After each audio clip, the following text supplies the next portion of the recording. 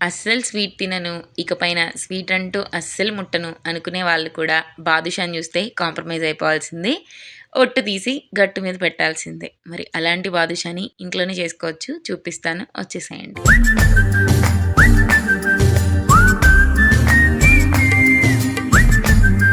Badusha recipe చేసుకోవడానికి ముందుగా sugar సిరప్‌ని అయితే ప్రిపేర్ చేసుకుందాము. షుగర్ సిరప్ కోసం ముందుగా స్టవ్ పైన ఒక గిన్నె పెట్టేసుకొని, ఒక కప్పు షుగర్ యాడ్ చేసుకున్నాను. అలాగే ముప్పావు కప్పు దాకా వాటర్ యాడ్ చేసుకున్నాను.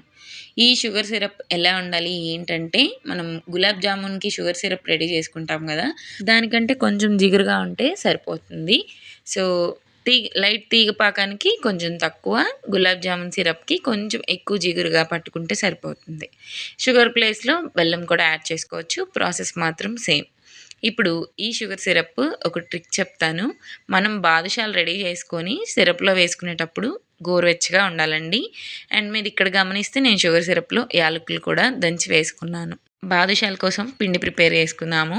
ఒక చిన్న కప్పుతోటి 2 కప్పులు మైదా పిండి, ఒక half teaspoon baking powder, అలాగే పావు టీ స్పూన్‌కి కొంచెం తక్కువ బేకింగ్ సోడా, ఒక టీ స్పూన్ వరకు నెయ్యి యాడ్ చేశాను. అండ్ ఒక్క చిటికెడు స్వీట్ ఎగుడు కొట్టకుండా సాల్ట్ అయితే ఒక చిటికెడు కన్నా తక్కువ యాడ్ చేశాను. దీన్ని పావు టీ స్పూన్ కన్నా కొంచెం తక్కువ బేకింగ్ సోడా యాడ్ చేశాను. అలాగే ఒక్క చిటికెడు ఉప్పు కూడా యాడ్ చేశాను.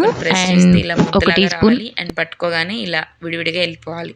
ఆ కన్సిస్టెన్సీ వస్తే మనకి బాదుషాలు పర్ఫెక్ట్‌గా వస్తాయి. ఇలా కలుపుకున్న పిండిలోకి కొంచెం కొంచెం వాటర్ యాడ్ చేసుకుంటూ, మనం చపాతీ పిండి కంటే కూడా కొంచెం సాఫ్ట్‌గా మిక్స్ చేసుకొని పక్కన పెట్టుకోవాలి. ఇలా వీడియోలో చూపిస్తున్న విధంగా చపాతీ ముద్ద కంటే కొంచెం సాఫ్ట్‌గా మిక్స్ చేసుకొని, మూత పెట్టేసుకొని ఒక 5 మినిట్స్ పక్కన పెట్టేసుకోవాలి. అప్పుడు మనకి పిండి అనేది కొంచెం సాఫ్ట్‌గా వస్తుంది.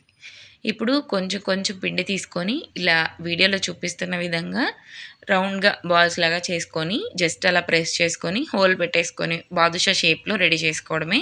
చాలా సింపుల్ అండి. ఇలా సేమ్ ప్రాసెస్ తోటి అన్నిటిని కూడా రెడీ చేసుకోవాలి.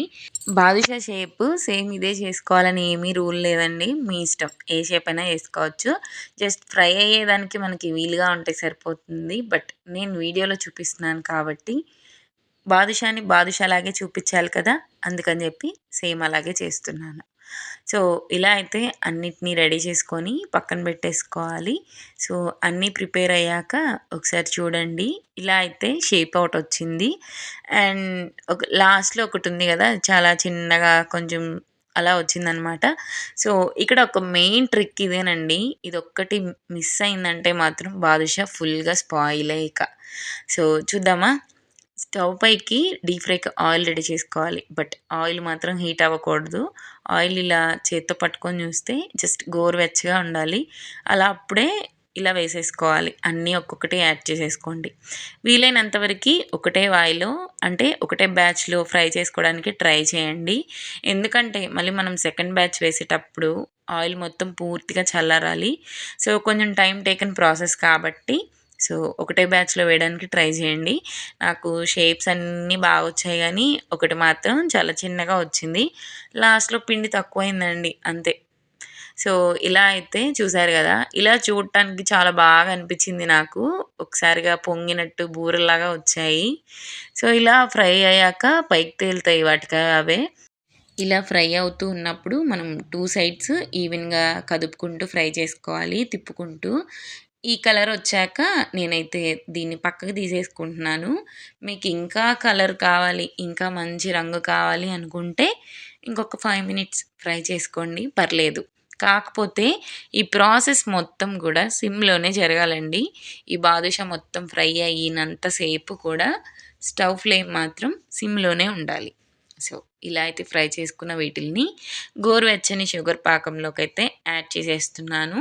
ఇలా ఒక 15 మినిట్స్ ఈ బాదుషాలన్నిటిని కూడా షుగర్ సిరప్‌లో ఉంచేస్తే సరిపోతుంది. ఇలా ఒక 15 మినిట్స్ దాకా కూడా ఏం చల్లారవు. ఒక్కసారి వేడి వేడిగా బాదుషాని టేస్ట్ చేయండి. చాలా బావుంటుంది టేస్ట్. మనం ఎక్కడ ఫంక్షన్స్‌లో తిన్నా లేదా ఎక్కడన్నా స్వీట్ షాప్స్‌లో తెచ్చుకున్నా చల్లారిపోయిందే తింటాం గదా! వేడి వేడి బాదుషాని కూడా ఒకసారి ట్రై చేయండి. చాలా బావుంటుంది. ఒకసారి తినటం స్టార్ట్ చేశాక మిమ్మల్ని మీరు ఆపుకోవడానికి ఒక యుద్ధమే చేస్తారు. అంత టేస్టీగా ఉంటుంది.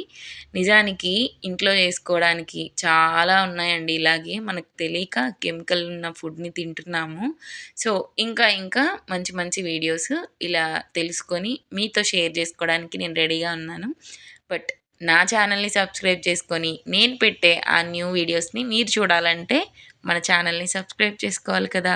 సో, ప్లీజ్ సబ్స్క్రైబ్ అని విజయ్ లైఫ్ స్టైల్ అండ్ బెల్‌ని హిట్ చేయండి. సో, ప్రతి నోటిఫికేషన్ ముందుగా మీ దాకా వచ్చేస్తుంది.